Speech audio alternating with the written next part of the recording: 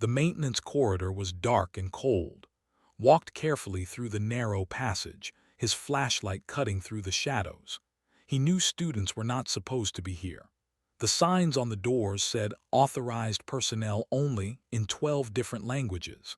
But this path would cut 15 minutes off his walk to the medical library, and he had an exam tomorrow. Was tired. Being a human at Orbital Academy Station, Meridian was not easy.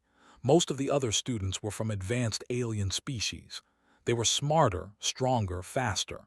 Studied twice as hard just to keep up with them. His grades were average at best. Sometimes he wondered why Earth had even sent him here. He was thinking about his exam questions when he heard something.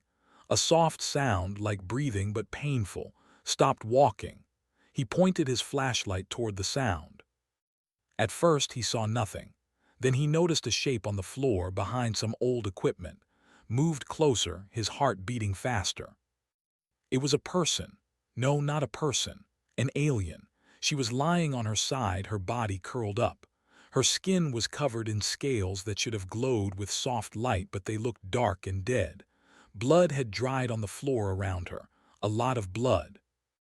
Dropped to his knees beside her. His medical training kicked in immediately. He checked for breathing. Weak, but there. He checked her pulse. Her heart was beating too fast. That was not good. "Hello, can you hear me?" said softly. The alien's eyes opened slightly. They were golden with vertical pupils like a cat. She looked at him but did not speak. Her eyes were full of pain. Recognized her species now. He had studied them in his xenobiology class. They were a powerful species, known for their military strength and honor codes. They ran a third of the galaxy, and they did not like being weak. He pulled out his portable scanner and ran it over her body. 3 broken ribs, internal bleeding, severe dehydration, multiple contusions. Someone had beaten her badly. Then they had left her here to die. Looked around the corridor. He saw footprints in the dust, many footprints. People had walked past her. They had seen her and kept walking. His universal translator, clipped to his collar, suddenly beeped. It displayed a message. Cultural notice. Honor code forbids intervention when an individual has been marked for death. To offer aid is considered a grave insult to the individual and their family. Stared at the message. Then he looked back at the dying alien on the floor. She was young, maybe his age. Her golden eyes watched him, waiting to see what he would do. "Yeah, well, I'm human," said to himself. He turned off the translator and started pulling medical supplies from his backpack. He worked quickly. First, he gave her an injection for the pain. She gasped, her eyes widening in surprise. Then he wrapped her ribs tightly to stabilize them. He cleaned the worst of her wounds with antiseptic. He gave her water, just a little at a time so she would not choke. "I need to move you," said, even though he was not sure she understood him. "This is going to hurt." He was not strong like the other aliens at the academy, but he had grown up on a farm on Earth, and he knew how to lift heavy things. He got the alien into a sitting position, then carefully lifted her over his shoulder. She was heavy, her reptilian body dense with muscle. She made a small sound of pain but did not fight him. Walked slowly back through the maintenance corridor. He checked around every corner, making sure no one saw them. The station's security cameras did not cover this area well. That was probably why someone had left her here. His dormitory was on the lower level of the student housing section. He shared a small room with another human student. Would be at the astronomy lab until late tonight. That gave time. He got the alien inside his room and laid her on his bed. She was unconscious again, her breathing shallow. Pulled out his medical kit and went to work properly this time. He cleaned every wound carefully. He set up an IV drip to get fluids and nutrients into her body. He used his scanner to monitor her internal bleeding. It was bad, but not immediately fatal if she stayed still. Her broken ribs would heal on their own if she did not move much. As he worked, wondered what had happened to her. Students were usually the ones doing the bullying at the academy, not the ones being hurt. They traveled in groups and were always talking about honor and combat. This one must have done something terrible to her own people. It took him 3 hours to finish. The alien was stable, at least for now. Her scales were starting to show tiny spots of light again, which hoped was a good sign. He sat on the floor beside the bed, suddenly exhausted. What had he just done? He had broken multiple academy rules. He had violated a major cultural taboo of one of the most powerful species in the galaxy. If anyone found out, he would be expelled. Maybe worse. But when he looked at the sleeping alien on his bed, he did not feel regret. He felt something else. Satisfaction, maybe. Or just the simple knowledge that he had done the right thing. "You are an idiot," he told himself quietly, but he was smiling a little. He pulled his blanket from the closet and made a bed on the floor.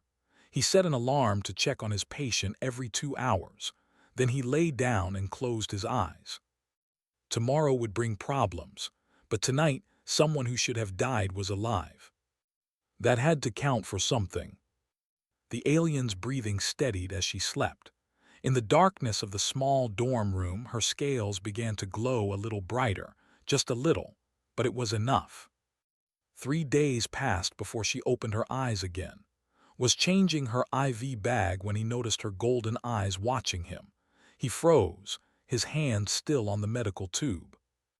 "You are still here," she said. Her voice was rough, like gravel scraping against metal. The universal translator on his desk converted her words into Korean. "Yes," said simply. "How do you feel?" "Like I have been dishonored." She tried to sit up, but pain shot through her body. She gasped and fell back against the pillow. "Do not move," said, moving to check her bandages. "You have broken ribs, internal injuries. You need to rest." "You should not have done this," she said. Her eyes were angry now. "Do you know what you have done? Do you understand law?" "I know you were dying," said. He kept his voice calm. "I know I could help. That is all I needed to know." "I was marked," she hissed. "Marked for abandonment. In my culture, this means I am dead. My name is dead, my honor is dead, and you have made it worse." Sat back and looked at her. "What is your name?" She was quiet for a long moment. "It was, but that name means nothing now." "My name is," he said, "and your name still means something. You are alive." "Alive with shame," said bitterly. "Do you know why I was marked? I refused an honor duel. A senior student challenged me because I spoke against him in class. He is the son of a general. I am the daughter of a political rival to his family. The duel was not about honor. It was about politics." She closed her eyes and saw pain on her face that was not physical. "I said no. I said that killing each other over classroom arguments was stupid. The other students heard me. They said I was weak, cowardly. They beat me and took me to that corridor. They said the weak deserve their fate." Was quiet for a moment. Then he said, "Where I come from, refusing to fight for a stupid reason is not cowardice. It is intelligence." His eyes snapped open. She stared at him like he had said something impossible. "You do not understand. In culture, strength is everything. If you are weak, you are nothing. You do not deserve help. You do not deserve life." "That is a terrible way to live," said. "It is our way," said, but her voice was less certain now. "It is not my way," replied. He stood up and went to his small kitchen unit.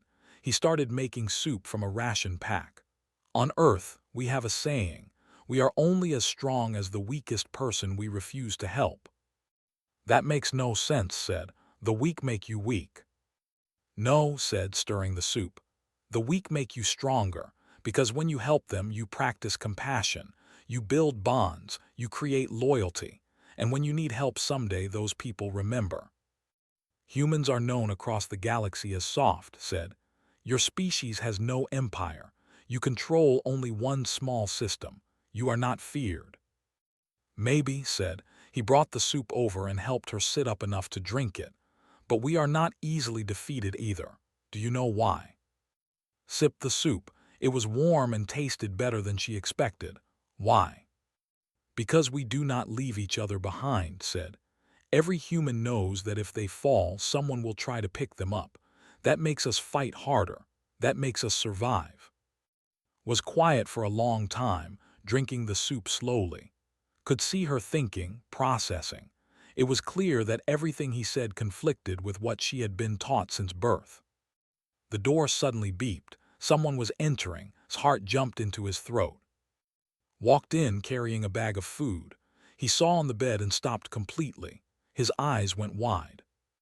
Said slowly, "Why is there a in our room?" "I can explain," started to say. "Is she the one who went missing from the maintenance sector?" asked. "The one everyone has been talking about." Nodded slowly. "I found her dying. I could not just leave her." Stood there for a moment, looking between, and then he sighed and closed the door behind him. "Of course you could not. You are too good for your own safety."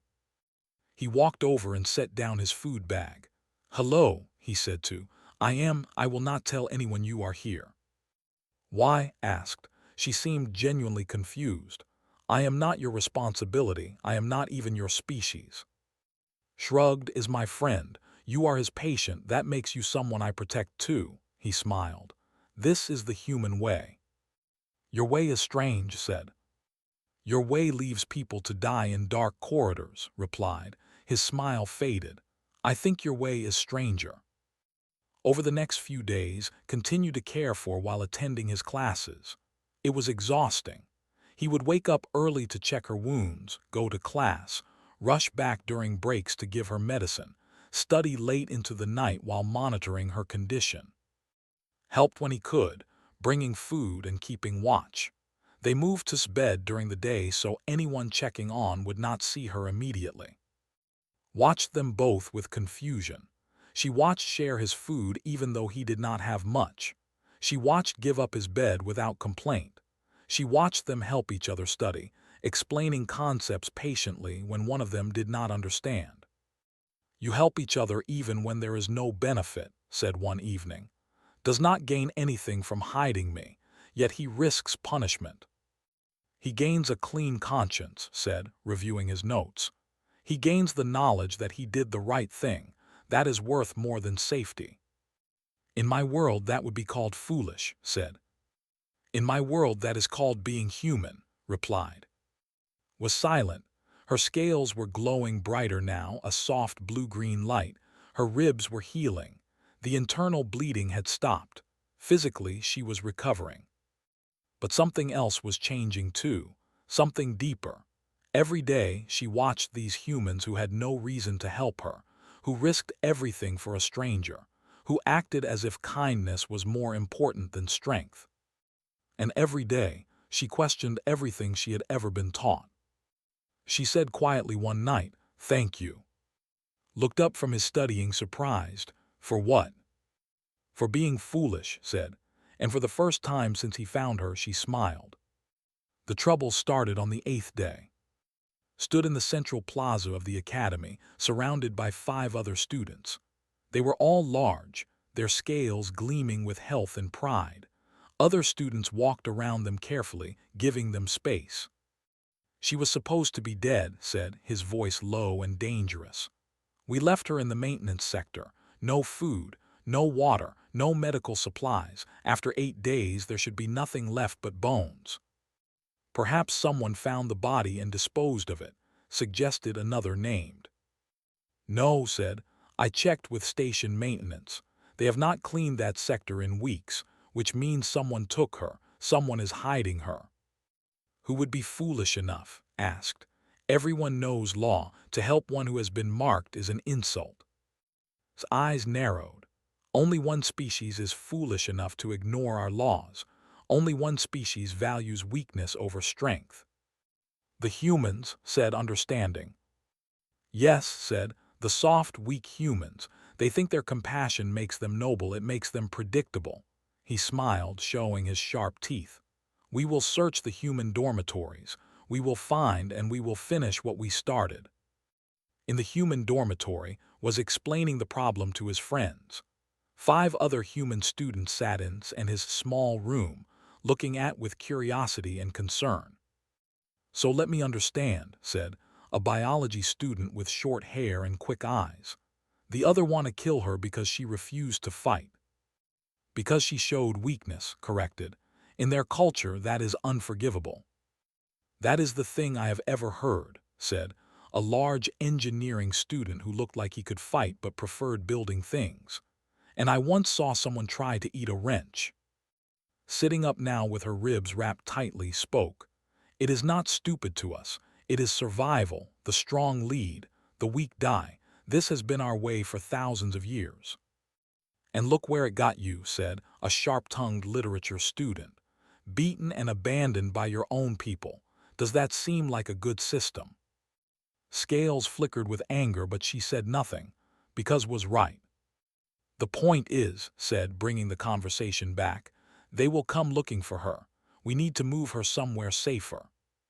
Why move her? Asked. Why not just tell them no? Because they are, said. They are trained warriors. We are students. Most of us have never been in a real fight. I have been in fights, said. Back home, I defended my younger sister from bullies all the time. I learned that it does not matter if you are the strongest. It matters if you refuse to back down. This is different, said quietly. Is dangerous. He has killed in honor duels before. If you fight him, you will die. Then we will not fight him fairly, said. She was smiling, but it was not a nice smile. It was the smile of someone planning something clever. We are humans. We are not strong-like. We are not fast-like. We are not smart-like, but we are very, very good at being annoying. Over the next 3 days, the humans created a network. They moved through different dorm rooms every 6 hours. When and his friends came to search, they found nothing. The humans smiled politely and let them look, then moved again as soon as they left. They used delivery bots as decoys, programming them to carry suspicious bundles through corridors. Wasted hours following bots that contained nothing but laundry. Hacked into the dormitory camera system and created loops, making it impossible to track movement through the hallways. The station security noticed but did not care enough to fix it. Students hacked cameras all the time. Built a fake wall panel in his room, creating a hiding space behind his closet. When students came to search, was behind the panel, perfectly hidden. Spread rumors through the student network. She told people that had been seen in the library, then the cafeteria, then the recreation deck. His group spent days chasing ghosts. But it was not just about hiding. The humans were doing something else, something that surprised even more. They were treating her like a person.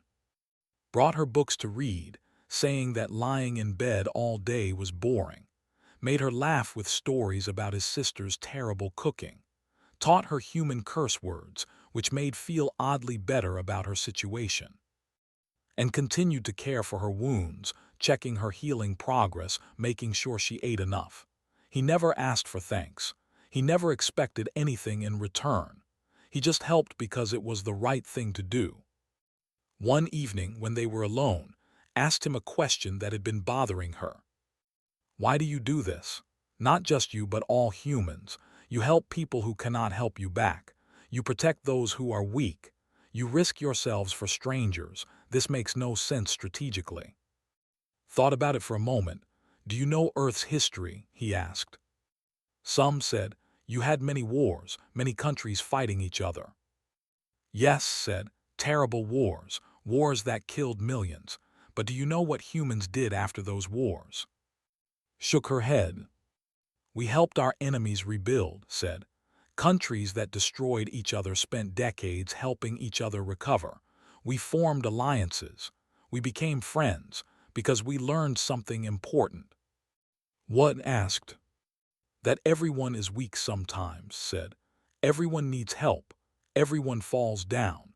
And the measure of a civilization is not how strong they are when they are standing. It is how they treat others when they are down. Was quiet.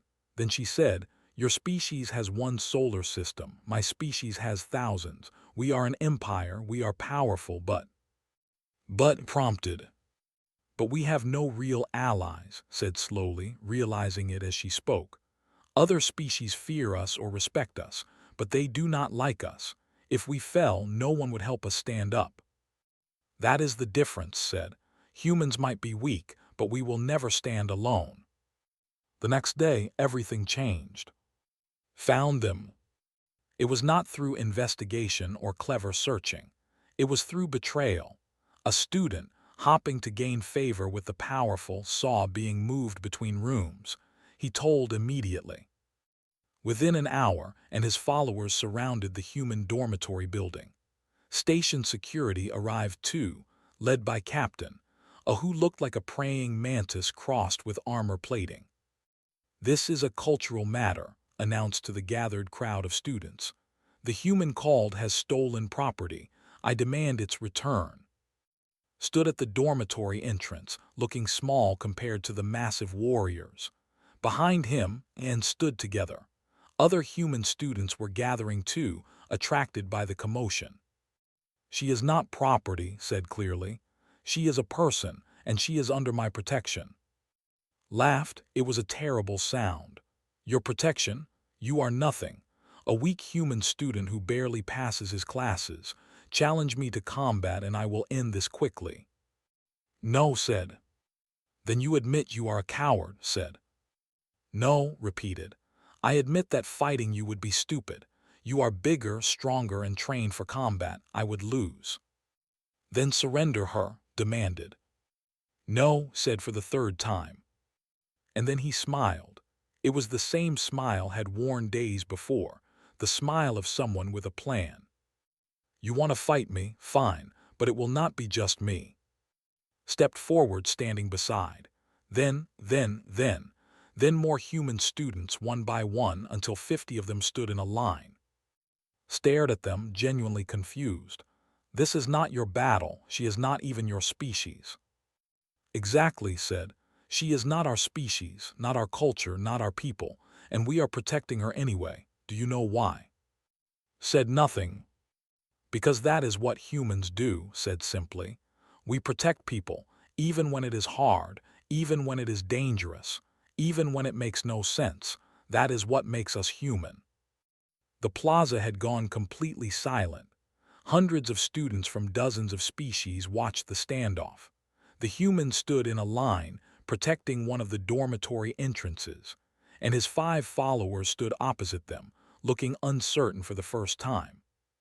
Captain, the station security chief, stepped between the two groups.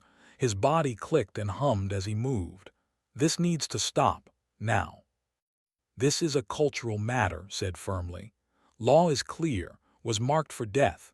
Anyone who interferes with this mark dishonors themselves and us. I demand justice. Justice? A voice came from behind the humans. The crowd parted and stepped forward. She moved slowly, still healing, but her scales glowed with determination. You call what you did justice. You refused an honor duel, said coldly. You showed weakness. You deserved your fate. I refused to kill someone over a classroom argument, said. Her voice was stronger now, carrying across the plaza. You challenged me because your father is a general and mine is his political enemy. It had nothing to do with honor. It was about power. Scales darkened with anger. You dare question the honor code. I question a code that calls murder honor, said. She looked around at all the watching students. I question a code that says helping someone is shameful. I question a code that values strength over compassion. Those are human words, spat. They have poisoned your mind. They have made you weak. No, said. They showed me what real strength is. Real strength is not beating someone weaker than you. Real strength is protecting someone who cannot protect themselves. One of his followers shifted uncomfortably. Perhaps we should reconsider. This has attracted too much attention. The academy administrators will get involved. I do not care, said. This is about honor, about our way of life.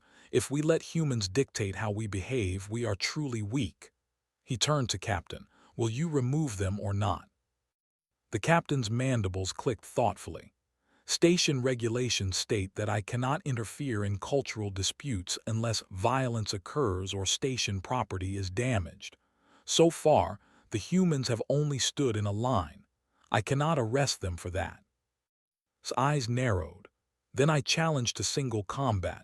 If he refuses, he must surrender by law. We are not governed by law, said calmly. We are humans. We follow human law, and human law says we do not hand over people to be killed. Then you are a coward, said. Maybe, agreed. But I am a living coward who sleeps well at night. Can you say the same? Before could respond, someone else stepped forward from the crowd. A small amphibian student named, whose species was known for being timid and gentle. I stand with the humans, said in his quiet voice. Everyone stared at him, was shaking, clearly terrified, but he stood beside anyway. They helped me last semester, explained. I failed an exam and was crying in the library, found me. She spent 3 days tutoring me, helping me understand the material. She did not have to. I could not pay her. I could not help her in return. She did it because I needed help. A crystalline student named floated forward, her body chiming like bells. They helped me too. When my environmental suit malfunctioned, repaired it. He asked for nothing. He just fixed it because I needed it fixed. More students began stepping forward. A furry, a multi-limbed, a floating gas being whose name humans could not pronounce. One by one, students came forward with stories. Helped me study for anatomy exams. Translated documents for me when I struggled with Galactic Standard.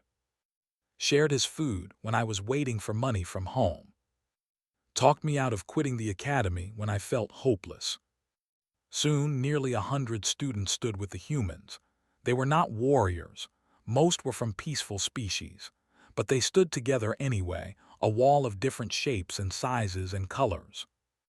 Looked around, and for the first time, saw something like doubt in his eyes. You are all fools, said, but his voice had lost its certainty. Helping the weak makes you weak. Does it? A new voice spoke. Everyone turned. An elderly human man walked slowly through the crowd. He wore the formal robes of an academy professor. His hair was white, his face lined with age, but his eyes were sharp and kind. Doctor, said, surprised. Dr. Han was the senior human professor at the academy, teaching and cultural studies. Young, Doctor said, his voice gentle but firm. You say that helping the weak makes one weak. Yet here stands one human student and beside him stand 100 others from a dozen species. They stand together because of kindness shown, because of help given freely. Tell me who is stronger, one warrior alone, or one human with 100 friends? Said nothing. Let me tell you a story, Doctor continued. 300 years ago, Earth was invaded. A species called the came to conquer us. They were stronger, faster, better armed. By all logic, we should have lost in weeks. What happened? Asked the crystalline student. We called for help, Doctor said simply. And you know what? Species came. Species we had traded with. Species we had shared technology with. Species whose sick we had healed, whose refugees we had sheltered, whose students we had taught. They came because Earth had been kind to them. Together, we drove the away. He looked directly at. Humans are not strong alone. We never were, but we are never truly alone either. Every act of kindness is an investment. Every person we help is another ally. This is not weakness. This is the most powerful strategy in the galaxy. The plaza was silent. Students looked at each other, processing this idea. This is manipulation, said, but he sounded uncertain. You help people so they owe you. No, said. We help people because it is right. If they help us back someday, that is good. If they do not, that is fine too. We still sleep well. Doctor pulled out a small device. I am invoking Earth's Diplomatic Protection Act. As the senior Earth representative on this station, I formally grant asylum under Earth's protection. Any attempt to harm her is now an act of aggression against Earth itself. You cannot do that, protested. She is. She was, said quietly, but my people left me to die. They marked me as nothing. If I am nothing to them, then I am free to choose. and I choose Earth." Captain's mandibles clicked rapidly, the equivalent of a sigh. "This is now an interstellar diplomatic issue. I am required to report this to the Academy Board and the Galactic Council. Until they decide, all parties are ordered to cease hostilities. You and your followers are restricted to dormitory areas. You and your friends will not be charged for hiding, as she was technically seeking asylum." "This is not over," said darkly. "Perhaps not," Doctor said, "but it is over for today, and tomorrow will still be under Earth's protection, and the day after that, and the day after that. How long can you sustain anger, young? How long can you fight against compassion?" Had no answer. He turned and walked away, his followers trailing behind him. The crowd began to disperse, students talking excitedly about what they had witnessed. Felt hands on his shoulders. His friends were there, smiling and laughing with relief. And the others who had stood with them were there too, creating a circle of warmth and safety. "You did it," said, grinning. "You stubborn, foolish, wonderful human, you actually did it." "We did it," corrected, looking at everyone. "All of us together." Stood slightly apart, watching the humans and their friends celebrate. Doctor approached her gently. "How do you feel?" he asked. "Strange," admitted. "Lost. I have no people now, no culture, no home." "You have us," said, pulling into the group. "We are your people now." "But I am not human," said. "Neither is," pointed out. "Neither is, but they are with us. Being human is not about species. It is about choice. It is about how you treat others." Looked at all of them, these strange beings who valued kindness over strength, compassion over power. And for the first time since being beaten and abandoned, she felt something unexpected. She felt hope. The diplomatic process took 3 weeks. During that time, the Empire sent formal protests. They claimed that Earth was interfering with internal cultural matters. Earth sent back polite refusals, stating that asylum was a fundamental human right and they would not apologize for saving a life. The Galactic Council debated. Some species sided with saying that cultural autonomy should be respected. Others sided with Earth, arguing that no culture had the right to execute its own people without trial. In the end, a compromise was reached. Would be allowed to renounce her citizenship and become a protected resident of Earth. They would not be punished for their actions, as they had followed their own cultural laws, but they would also not be allowed to pursue further. It was not perfect, but it was enough. Watched the news broadcast in the student common area. Beside him, watched too, her scales glowing with a soft, calm light. She had recovered fully now. Her ribs had healed. The scars on her body were fading, but the changes inside her were permanent. "How do you feel?" asked. "Being officially human now, legally speaking." "Strange," said. "Good strange, scary strange. I am learning human customs. Did you know humans say bless you when someone sneezes? It makes no logical sense, but I find it nice." Laughed. "We have many traditions that make no sense, but they make us feel connected to each other. That is what matters." Over the next 6 months, threw herself into studying human culture. She read human history, watched human films, learned human languages. She wanted to understand the species that had saved her life. What she discovered amazed her. Humans had nearly destroyed themselves dozens of times. Wars, plagues, environmental disasters. They had come so close to extinction that it should have ended them. But every time they fell, they got back up. Every time they failed, they tried again differently. "You are stubborn," said to one day in the library. "Impossibly, annoyingly stubborn." "Thank you," said, taking it as a compliment. "No, I mean it," said. "I have studied dozens of species. When they face extinction-level threats, most give up or accept their fate. Humans do not. You fight and claw and refuse to die.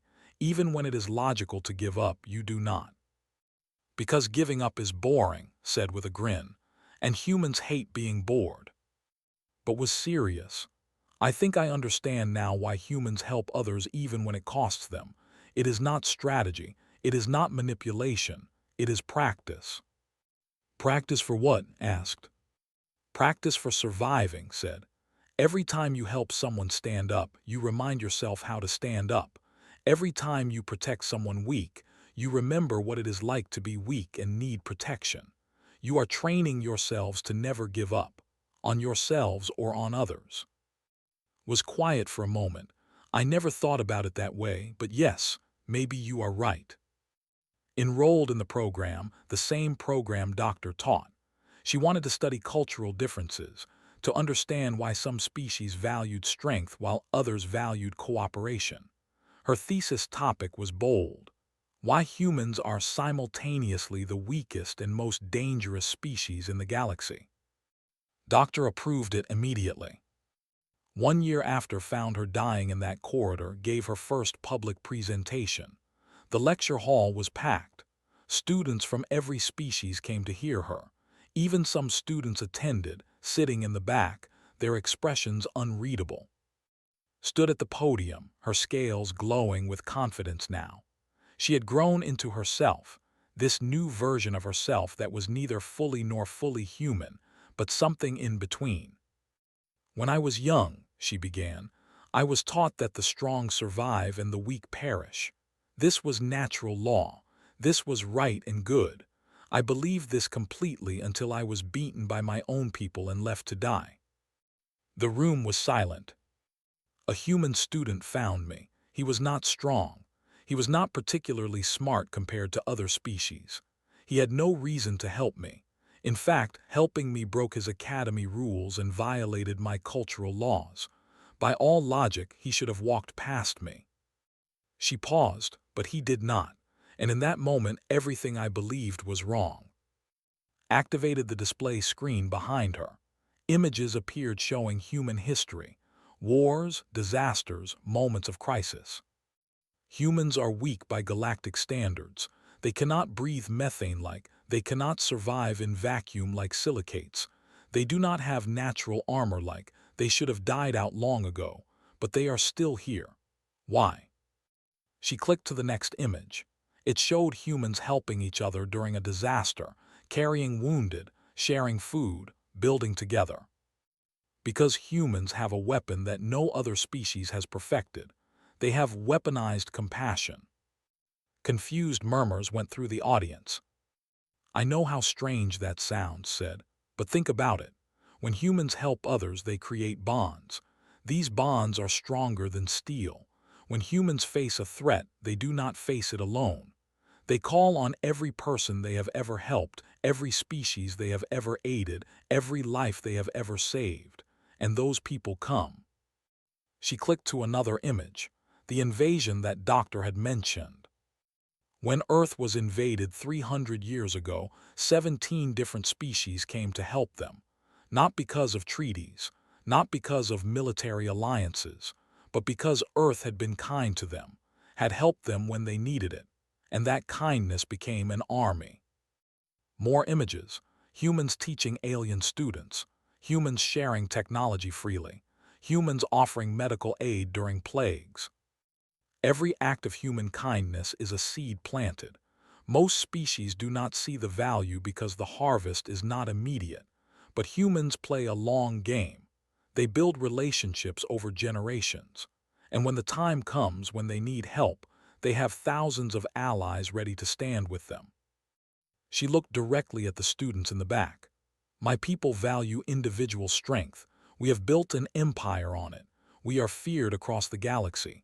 But I ask you, how many true allies do we have? How many species would come to our aid if we fell? Not because they fear us, but because they care about us. The students looked uncomfortable, but did not leave. Humans are dangerous, continued, not because they are strong, but because they are loved. And that is the most powerful force in the universe. The presentation continued for another hour. Showed data, gave examples, made arguments. When she finished, the room erupted in discussion.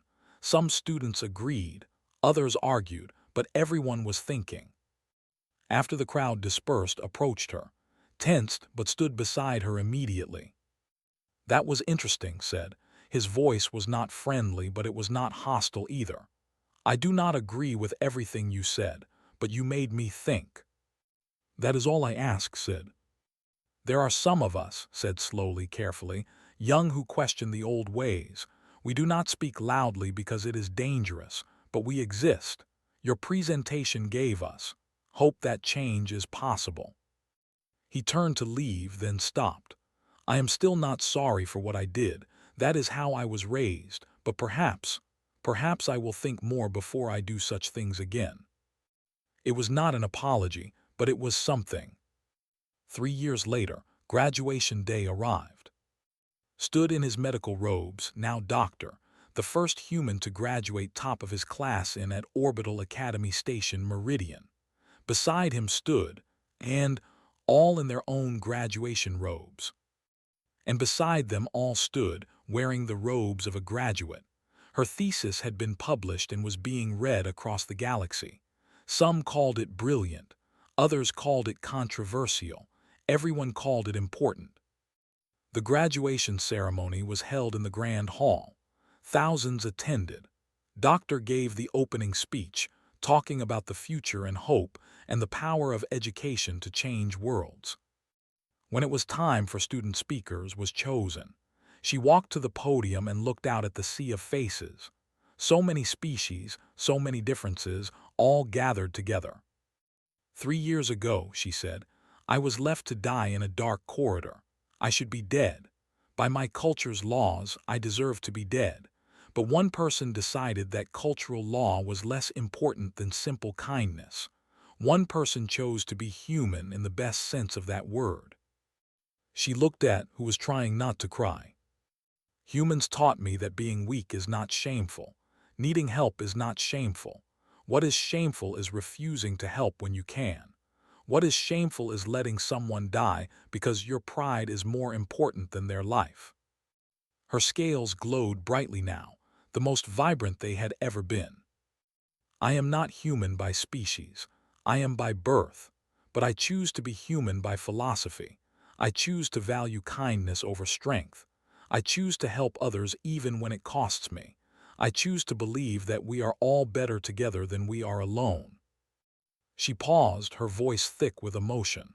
"And if that makes me weak, then I'm happy to be weak." The applause started small but grew. The human students clapped first, then their friends, then more and more until the entire hall was standing, applauding this student who chose to be human in all the ways that mattered. After the ceremony, and stood together outside the hall, watching the station's artificial sunset through the huge windows. "What will you do now?" asked, "now that you are officially a cultural liaison?" "I have been offered a position with the Galactic Council," said, "helping species understand each other better, resolving cultural conflicts, teaching them what humans taught me." "That sounds perfect for you," said.